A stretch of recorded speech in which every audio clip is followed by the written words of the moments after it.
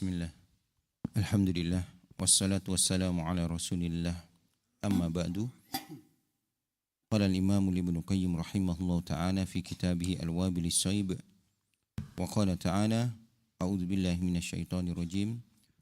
Qul ya ibadilladzina amanu ittaqu rabbakum lilladzina ahsanu fi hadhihi ad-dunya hasanah wa ardullahi wasi'atun innama yuwaffas sabiruna ajrahum bighairi hisab.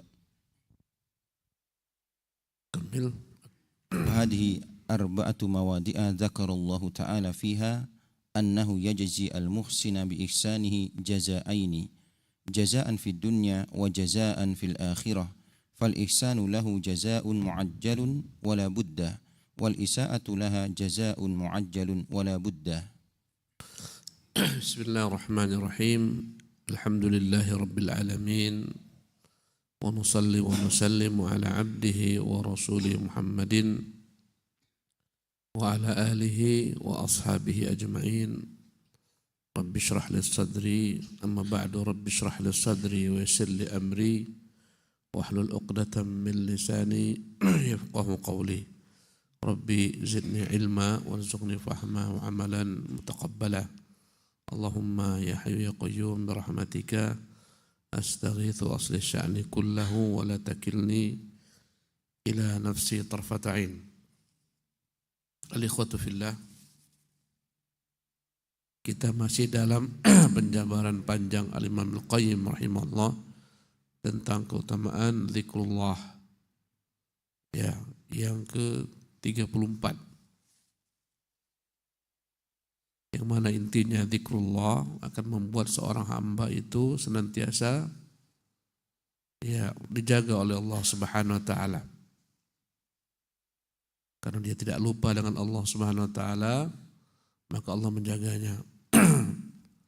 Yang mana melupakan Allah adalah merupakan sebab celaka dan binasanya hamba, baik di dalam dunianya maupun di akhiratnya. Karena orang yang melupakan Allah, wajib dia akan melupakan kemaslahatan dirinya. Dan Allah melarang kita meniru orang-orang yang lupa Allah Subhanahu wa taala hingga akhirnya Allah membuat mereka lupa tentang kemaslahatan diri yang harus mereka capai. Ya. Kemudian Imam Al-Qayyim rahimahullah menyebutkan tentang perumpamaan bagaimana orang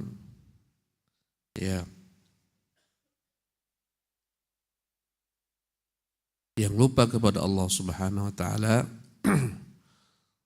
maka akan kacau balaulah seluruh hidupnya, seluruh urusannya. Diumpamakan bagikan perumpamaan seseorang yang memiliki kebun. Ya. Dia punya kebun, punya tanam-tanaman, dia punya gembalaan, yang mana dengan hal itulah dia akan dapat menjaga kelangsungan hidupnya dengan senantiasa mengurusi sawah ladangnya, kebunnya, ternaknya, tapi dia lupakan, dia lalaikan, dan dia sibuk mengurusi hal-hal lain yang tak mendatangkan baginya kemaslahatan sedikit pun. Dia melupakan urusan kebunnya, tanamannya, ternaknya, maka pasti kebun ini akan hancur, ternaknya pun demikian, semuanya akan habis. Itulah perumpamaan orang yang lalai dengan kemaslahatan dirinya. Padahal orang tersebut bisa mencarikan orang lain untuk menggantikannya, mengurusi semua harta benda miliknya agar tetap berjalan, berkembang.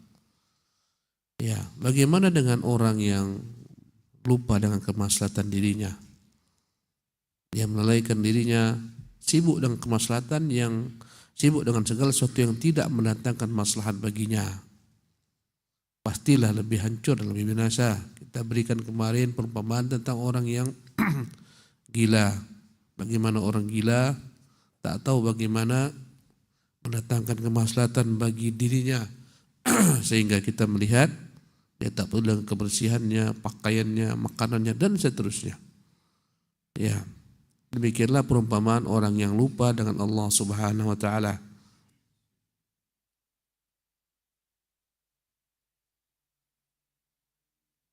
Maka tidaklah ada jalan bagi seorang hamba untuk dapat aman ya dalam hidupnya kecuali dengan berzikir kepada Allah Subhanahu wa taala, membaca lidahnya dengan senantiasa ya melantunkan zikir-zikir kepada Allah Subhanahu wa taala.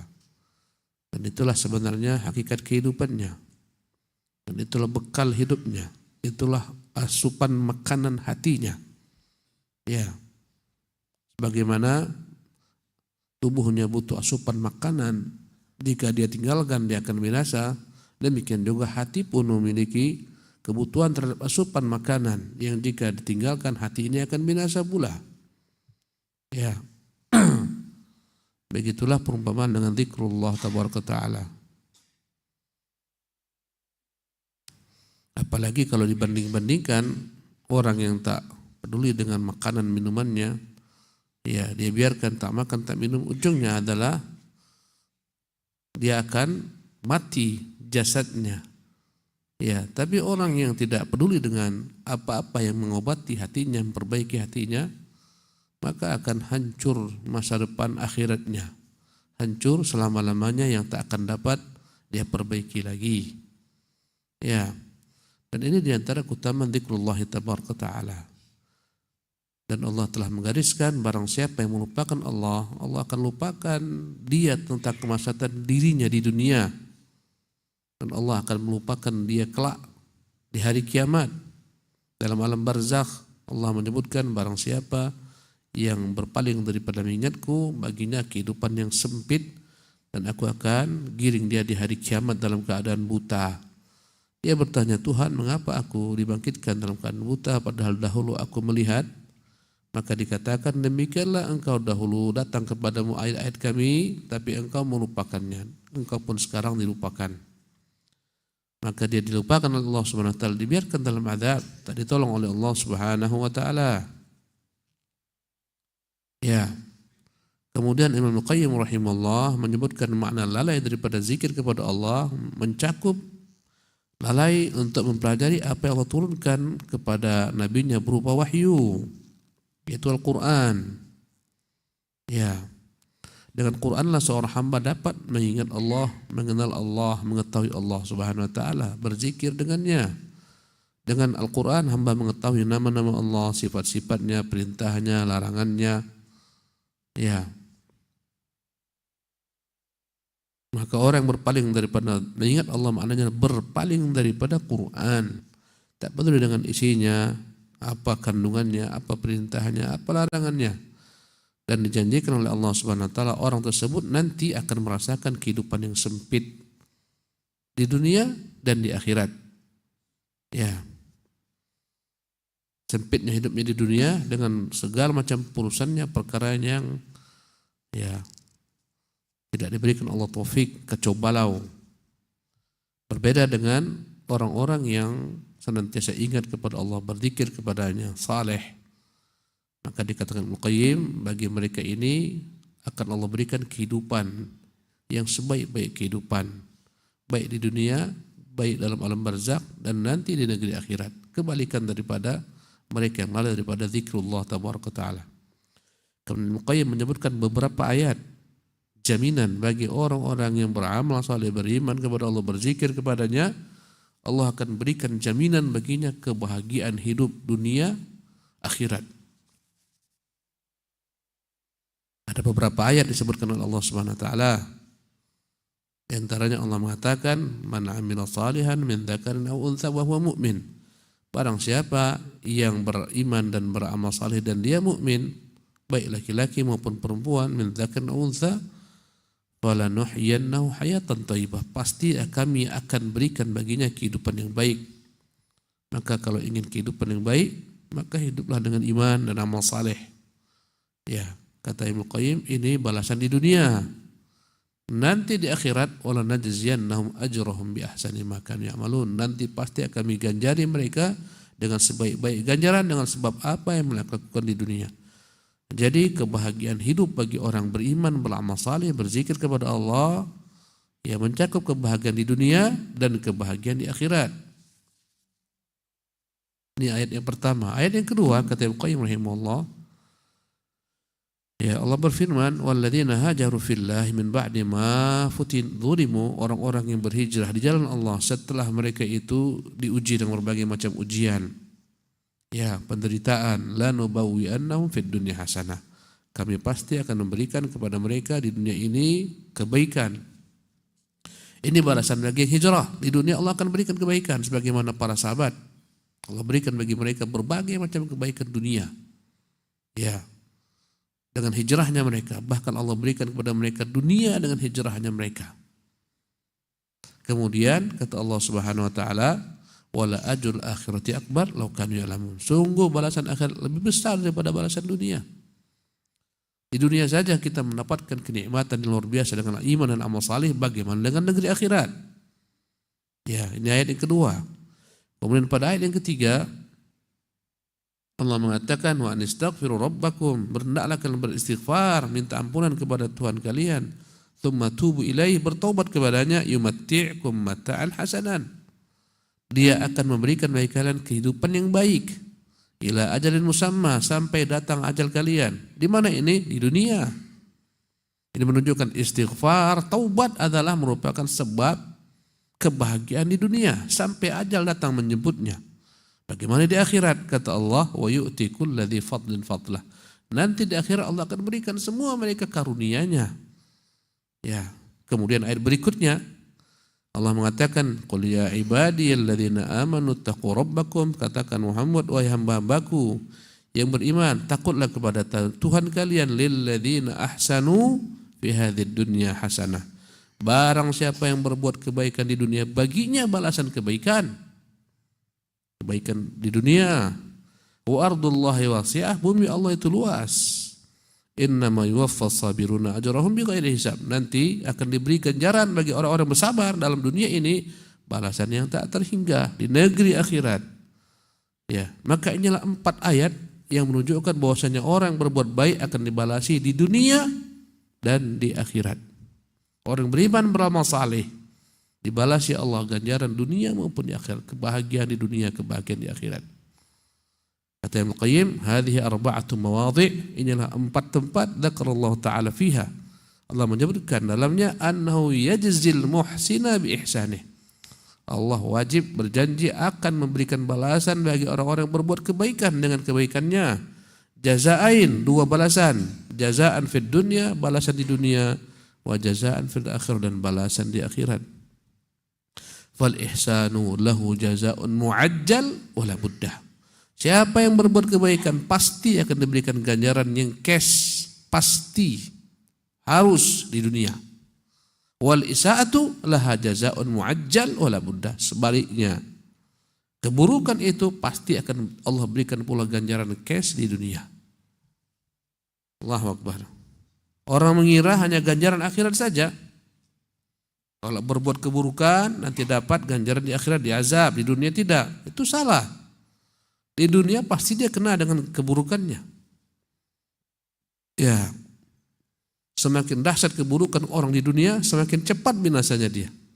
Kalau lihatlah orang-orang yang sadis, membegal, membunuh, mencincang, cepat habisnya di dunia ini. Allah berikan balasan di dunia. Yang berbuat zalim akan datang lebih zalim daripada dia, menghabisi dia. Kadzalik wa kadzalika nuwalli ba'dadh-dhalimina ba'dha bima kanu yaksibun. Demikianlah kami telah tetapkan, kami akan wakilkan orang zalim untuk menzalimi orang yang zalim sepertinya. Jangan dikira aman di dunia dengan kezaliman. Pasti akan ada balasan cash dunia dan di akhirat. Sebagaimana kebaikan pun akan mendapatkan balasan cash di dunia dan di akhirat. Naam. Walau lam yakun illa ma yujaza bihil muhsinu min insyirahi sadrihi wa infisahi qalbihi wa sururihi wa laddatihi bi muamalati rabbih azza wa jalla wa ta'atihi wa dhikrihi wa na'imi ruhihi bi mahabbatihi wa dhikrihi wa farhihi bi rabbih subhanahu wa ta'ala a'zamu mimma yafrahul qaribu minas sultanil karimi alaihi bi sultanihi. Kata beliau rahimahullah, walau lam yakun illa ma yujaza bihil muhsinu, kalau tak ada balasan yang akan diperoleh oleh orang berbuat kebaikan di dunia ini berupa min syirahi sadri, hatinya, dadanya menjadi lapang. Dadanya menjadi lapang, wan fisahi qalbi, hatinya menjadi luas. Artinya di antara bentuk balasan, jangan dianggap balasan harus harta yang banyak, bukan. Uang segepok, pangkat, kedudukan, tidak. Kata beliau, minimal balasan kebaikan yang Allah berikan bagi orang berbuat baik di dunia adalah insyirah sadri. Ya, dadanya menjadi lapang, wan fisahi qalbi, hatinya menjadi luas, wasururihi, dia akan bahagia, waladzatihi, dia akan merasakan nikmat hidup, bimuamalati rabbih azza jalla, dengan senantiasa berinteraksi dengan Tuhannya. Dia akan rasakan nikmat, hatinya tentram, dadanya lapang, ya, beribadah dengan Tuhannya, wa ta'atihi, merasa nikmat dengan berbuat taat kepada Tuhannya, wa dzikrihi, merasa nikmat dengan berzikir kepadanya, wa na'imi ruhihi, dan dia merasakan betapa nikmat ruhnya, bi mahabbatihi wa dzikrih, dengan mencintai Allah, mengingatnya, wa farahihi bi rabbih, gembiranya dia dengan Tuhannya subhanahu wa ta'ala, a'zama, bahkan segala kenikmatan ini lebih dahsyat, mimma yafrahul qaribu min sultan, daripada apa yang dirasakan berupa kebahagiaan bagi orang yang dekat dengan penguasa dunia, min sultanil karim alaihi bisultanihi, orang yang punya teman dekat presiden, punya teman dekat raja. Bayangkan raja-raja yang kaya, Raja Qatar misalnya, penguasa Qatar, dia teman dekatmu, kau telepon dia akan jawab. Bayangkan, ya, teman dekatmu Raja Salman, tinggal kau klik saja, kau telepon saja, datang dia, siap dia. Itu bayangan ya, bayangan, bukan benarnya bayangan aja, anggap. Kau telepon pagi ini, Raja Salman, tolong, siap, kata Raja Salman. Telepon lagi penguasa Qatar, penguasa negeri-negeri Arab kaya semua. Kau dekat dengannya, dekat sekali dengannya, bahkan kau tak ada lagi dari majelis khususnya, bebas. Ya, betapa gembiranya orang semacam ini. Gak usahlah orang terdekat dengan penguasa atau raja. Ya, yang jaga pintu gerbang istana saja udah merasa bangga. Aku penjaga pintu gerbang istana. Ya, jangan macam-macam. Aku ini pengawal presiden ini. Bukan sembarang pasukan, aku pasukan elit. Masih pengawal saja sudah bangga. Bagaimana pula dengan orang dekat dengan presiden? Ini semua kegembiraan tak ada bandingan dengan kegembiraan seorang hamba berbuat taat kepada Tuhannya, berzikir kepadanya, beramal saleh, tunduk kepadanya. Ini tak dapat dibandingkan antara kebahagiaan dengan Allah Subhanahu wa taala dengan kebahagiaan dengan makhluk. Subhanallah. Naam. Wa ma yujaza bihi al-musii'u min dhiqi as-sadri wa qiswati al-qalbi wa qaswati al-qalbi wa tashattutihi wa dhulmatihi wa hazazatihi wa ghammihi wa hammihi wa huznihi wa khawfihi wa hadha amrun la yakadu man lahu adna khissin wa hayatin yartabu fihi balil gumumu wal humumi wal ahzanu wad dayku uqubatun ajilatun wa narun dunyawiyatun wa jahannamu hadiratun. Sebaliknya pun demikian, mayu jaza bihil musi, balasan yang Allah berikan kepada orang berbuat keburukan, jangan dianggap balasan tersebut di dunia hanya berupa penjara di dalam jeruji besi. Bukan hanya itu. Bukanlah makna keburukan di dunia dia ketangkap karena maling ayam kemudian dipukuli orang. Bukan itu. Itu tak ada apa-apanya. Semuanya. Ya, semua yang berbuat keburukan pasti dibalas, dan kebalasannya bukan harus dalam bentuk masuk penjara, didera oleh penguasa, dipukuli. Bukan hanya itu. Di antara balasan kes yang wajib diterima setiap orang bermaksiat adalah min dhiqis sadar, dadanya menjadi sempit dengan maksiatnya. Dan itu hukuman.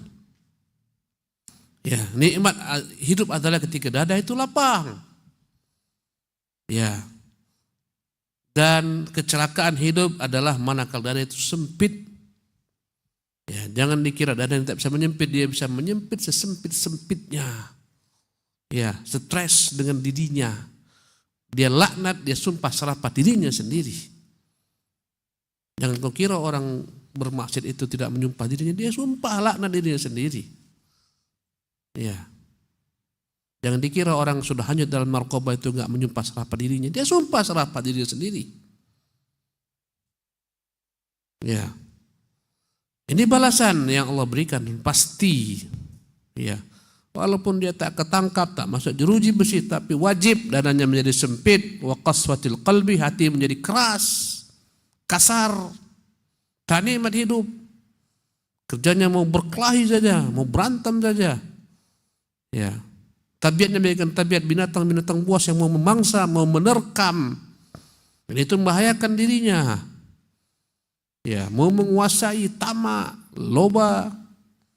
Dia akan rasakan hati yang mengeras, wa tasyattutihi, konsentrasi dia yang pecah, tak fokus untuk suatu tujuan yang paling agung. Wa dhulmatihi, hatinya akan menjadi gelap. Wa hazazatihi, hatinya akan guncang. Wa ghammihi wa hammihi, hatinya akan ditimpa kegelisahan masa kini. Wa hammihi, kegelisahan masa akan datang, gelisah terus. Wa huznihi, ditimpa kegelisahan atas sesuatu yang terluput daripada perkara yang lalu. Ini semua penyakit, ya, penyakit hidup. Ghammun, hammun, haznun, penyakit hidup. Haznun, sedih dengan apa yang tak dapat. Mencuri, rupanya ketangkap, sedih dia. Ya, tak dapat, itu namanya haznun. Segala sesuatu yang terluput dari ambisi-ambisi dunianya sedih. Sudah payah-payah mengeluarkan uang untuk naik pangkat, naik jabatan, dapat kursi, jadi anggota dewan. Subhanallah. Ya, akhirnya tak dapat. Uang sudah habis, hutang sana sini, malu lagi, semua orang tahu dia gagal. Melahirkan apa? Huznun, kesedihan. Sedih, tak kuat, stres, depresi. Ujungnya apa ujungnya? Kalau masih hidup, gila, ODGJ. Lebih daripada itu ujungnya, bunuh diri. Ini namanya huznun, penyakit. Gara-gara putus cinta. Ini semua maksiat. Tengok anak-anak remaja gara-gara putus cinta, mati. Kenapa? Ditolak cintanya. Diputuskan pacarnya. Huznun, sedih. Kenapa tak dapat? Ini penyakit hidup. Yang kedua, ghammun. Ghammun adalah kegelisahan, kegalauan masa kini. Tak tahu entah apa mau dibuat, galau, stres. Tengok orang kemana-mana cari kerja, dia tak ada kerjaan, stres. Di sana ke sini melamar, tak diterima, stres. Bagaimana nasibku ini, bagaimana masa depanku? Melahirkan ghammun. Bahkan ada sampai pada tingkat depresi. Saya menjumpai seorang pemuda datang ke saya, Ustaz, aku tuh udah S1 loh, dan aku cum laude. Aku tengok begitu banyak orang semua mau daftar tuh, aku pun ikut di situ. Ternyata tak keterima. Depresi, ngomongnya pun udah melantur. Ya, subhanallah. Saya katakan, kau sudah kawin belum? Tanggunganmu nggak ada. Kau hidup sama siapa? Sama ibuku. Kau masih enak hidup sama ibumu. Ibumu memberimu supaya segala sesuatu. Kau nggak bisa mendapat kerjaan, kau buat kerjaan sendiri, saya bilang. Hanya gara-gara kerjaan stres. Ijazahnya sudah ada gelar-gelarnya, tapi pengangguran, stres. Jangan dikira enak, nikmat. Semuanya ada kegelisahan dalam hidup ini. Itulah maksiat. Ghammun, gelisah masa kini. Wahammun, khawatir, gelisah, galau masa datang. Ini semua penyakit disebabkan karena maksiat. Ya, subhanallah. Saya berikan perumpamaan tentang wanita. Karena kita lebih dekat kepada wanita. Perumpamaan yang gampang. Belum dapat, galau. Ya, gimana cara supaya dapat? Kegalauan. Sibuk siang malam ya memikirkan sang wanita, galau akan datang. Subhanallah. Setelah itu dapat.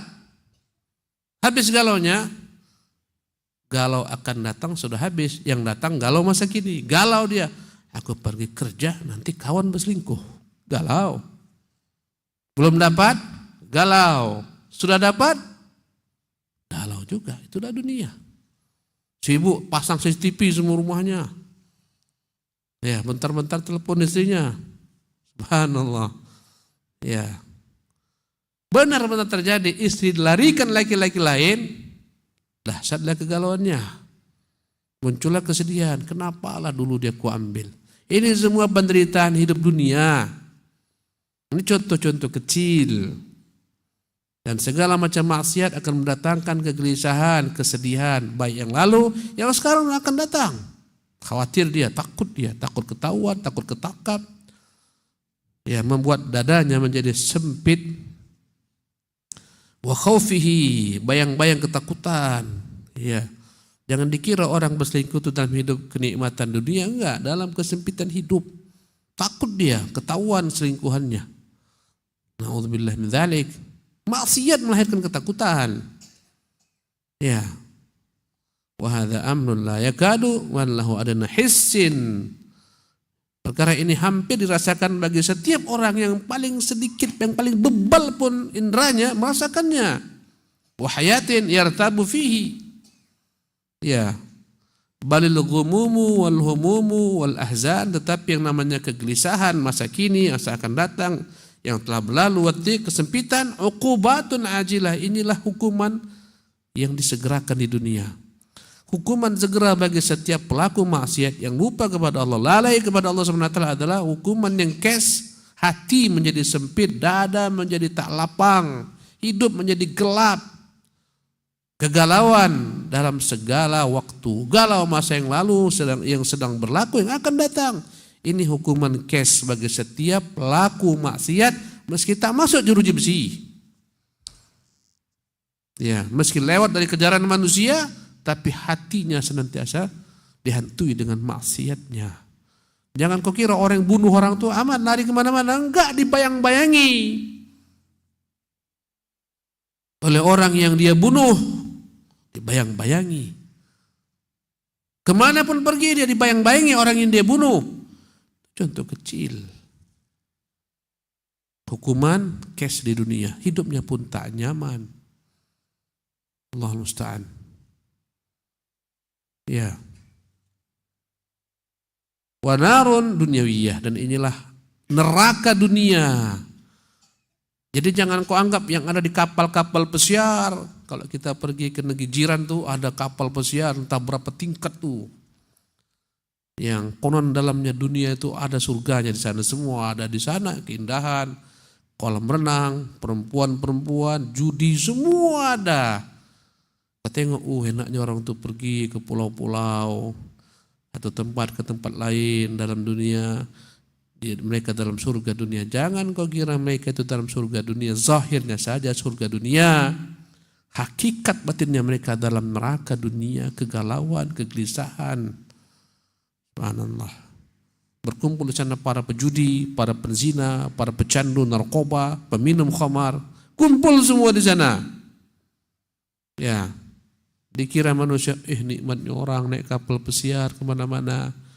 Salah. Itu orang stres dengan dunianya. Hanya sesaat untuk dapat melepaskan kepenatan dunia, itulah kerja mereka. Ya. Adapun kebahagiaan hakiki adalah kebahagiaan beribadah kepada Allah, berzikir kepada dengan nama-namanya, lakukan ketaatan, ngaji seperti ini, kebahagiaan hakiki nih. Kira-kira antum sudah merasakan kebahagiaan ini belum? Kebahagiaan ngaji itu dapat enggak? Dapat enggak? Gimana Cak Lis? Dapat? Dapat. Pulang tenang, hati tentram, lapang dada, subhanallah.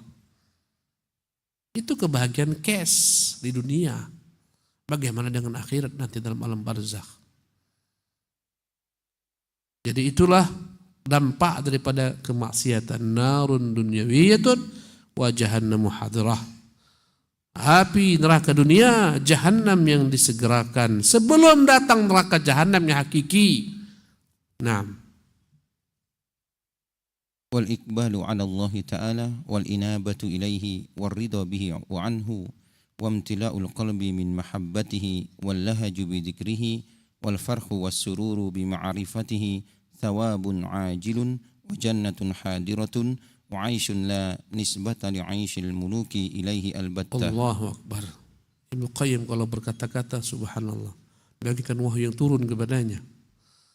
Wal iqbalu 'ala Allah, menghadapkan diri kepada Allah, wal inabatu ilaih, kembali kepadanya, wal ridha bih, ridha dengan segala ketentuannya dan ridha dengannya, ridha bihi wa anhu, wa imtila'ul qalbi min mahabbatih, memenuhi hati dengan kecintaan kepadanya, wal lahaju bi dzikrih, membasahi lidah dengan berzikir kepadanya, wal farahu was sururu bi ma'rifati, bahagia ya dengan mengenalnya, thawabun ajil, itulah merupakan balasan yang disegerakan, wa jannatun hadirah, itulah surga yang didahulukan, wa aishun la nisbata li aishil muluk, kehidupan yang tak akan pernah dapat dibandingkan dengan kehidupan raja-raja.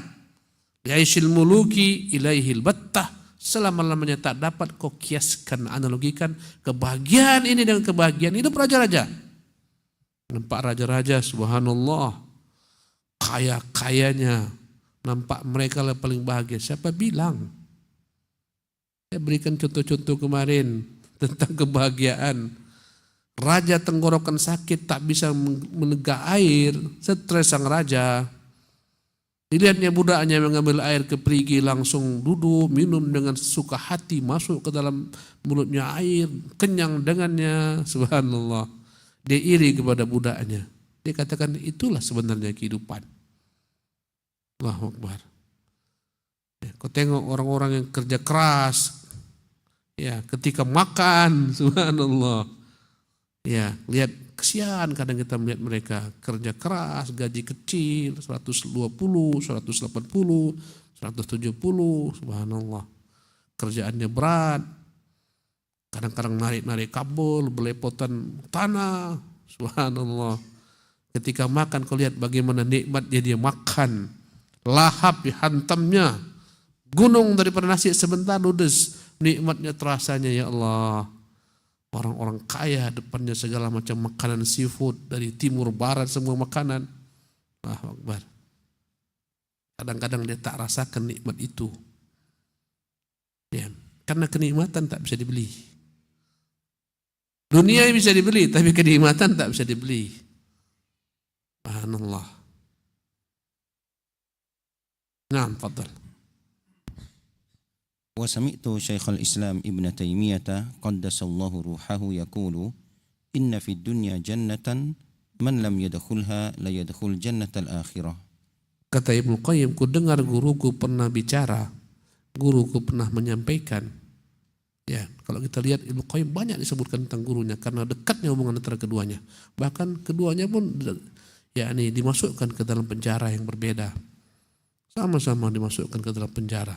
Dekat dengan gurunya. Padahal betapa santunnya Ibnu Qayyim rahimahullah. Tengoklah bahasanya begitu berbudi tinggi. Aku mendengar guruku Ibnu Taimiyah pernah berkata, semoga Allah sucikan ruhnya, inna fid dunya jannah, dalam dunia ini ada surga. Man lam yadkhulha, yang tak pernah masuk ke dalam surga dunia ini, la yadkhul jannatal akhirah, tidak akan pernah masuk surga akhirat. Harus masuk surga dunia dulu baru masuk surga akhirat. Ya. Sekarang kita sedang masuk ke dalam taman surga ini sekarang. Inilah surga dunia itu nih dia. Perasaan bahagia mendengarkan kalamullah dibacakan. Sabda nabinya, perkataan ulama dijelaskan, diterangkan. Ini surga dunia. Naam.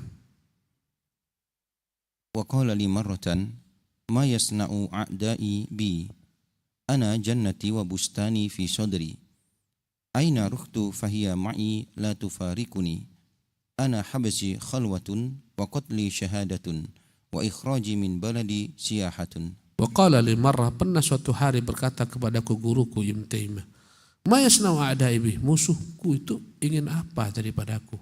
Mereka menginginkan apa dariku? Karena beliau luar biasa musuh-musuhnya banyaknya. Karena beliau tak peduli dalam beramar ma'ruf nahi munkar. Dia bantah semua penyimpangan. Penyimpangan ahlul kalam, penyimpangan ahlul falsafat, penyimpangan as-sufiyah, semua Rafidhah, semua kelompok-kelompok yang menyimpang ada bantahannya. Ya. Semua mereka mental berhujah dengannya. Tatkala mental berhujah, lapor penguasa, fitnah Syekhul Islam ke hadapan penguasa.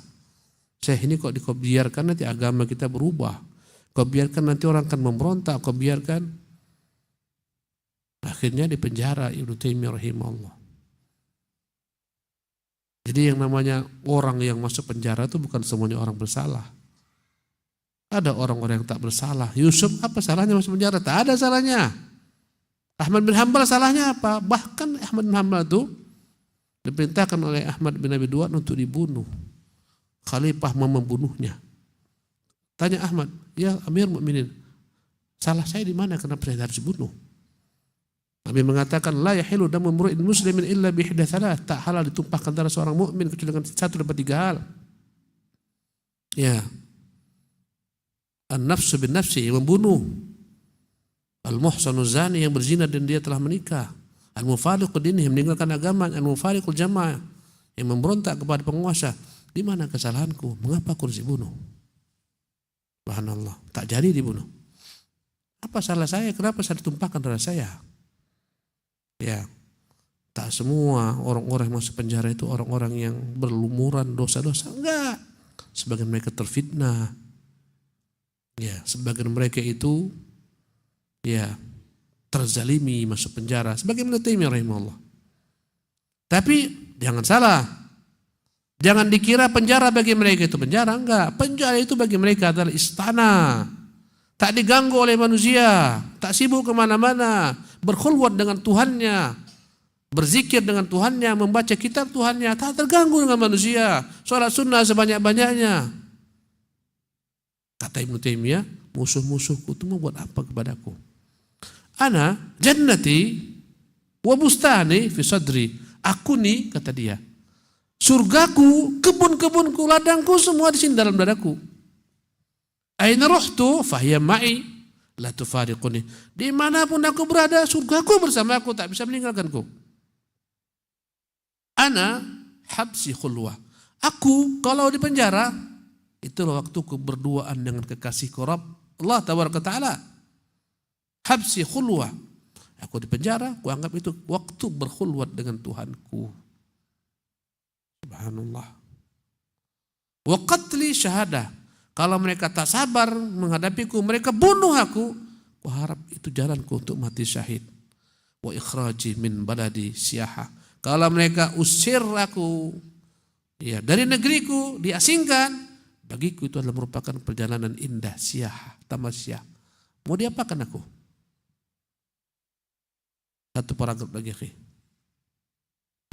Wa kana yaqulu fi mahbasihi bil qal'ah law badaltu lahum mil'a hadhihi al qal'ah dhahaban ma 'adala indi syukra hadhihi an-ni'mah aw qala ma jazaituhum 'ala ma tasabbabu li fihi min al-khairi wa nahu hadha. Ya. Ini kita akan insyaallah singkap karena ternyata masih banyak perkataannya. Ini kita tunda, kita pending insyaallah di kesempatan akan datang. Inilah ikhwati fillah contoh-contoh di dunia orang-orang yang sudah masuk ke surga dunia. Sebelum masuk ke surga akhirat insyaallah. Ya, selalu tanyakan diri kita semua, sudahkah kita pernah singgah ke surga dunia? Sudah Ustaz, maka istiqamalah. Jangan kau tinggalkan lagi surga dunia. Masuk terus ke dalamnya. Bersimpuh di sana. Jangan keluar lagi daripada surga dunia ini. Jangan kembali engkau kepada pangkal jalanmu yang lalu. Tinggalkan sudah. Kau sudah masuk ke surga dunia. Istiqamah di atasnya. Itulah surga ketaatan kepada Allah Jalla wa'ala. Aqulu ma tasma'un wa sallallahu wa sallam wa barak ala abdihi wa rasulih Muhammad.